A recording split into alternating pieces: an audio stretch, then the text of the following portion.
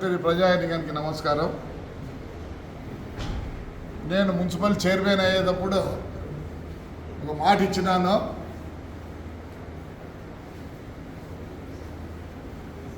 నేను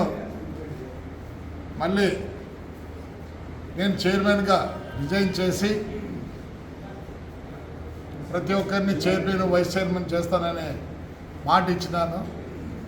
ఇన్ని రోజుల తర్వాత ఈరోజు తెలుగుదేశము, బీజేపీ, పవన్ కళ్యాణ్ గారి జనసేన పవర్లోకి వచ్చినాయి కాబట్టి మాకు గవర్నమెంట్లో ఎలాంటి అవకతవకలు ఉండవు కాబట్టి ఒక నెల లోపల గవర్నమెంట్ అక్కడ సెట్ అయిపోతానే నెల లోపల రిజైన్ చేసి నా చైర్మన్ పదవికి రిజైన్ చేసి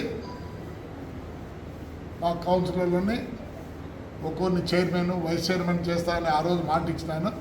దానికి కట్టుబడి ఉండే ఒక నెల లోపల నా చైర్మన్ వద్దకు రాజీనామా చేస్తాను. ఎందుకంటే మాట తప్పకూడదు కాబట్టి తప్పకుండా చేస్తా.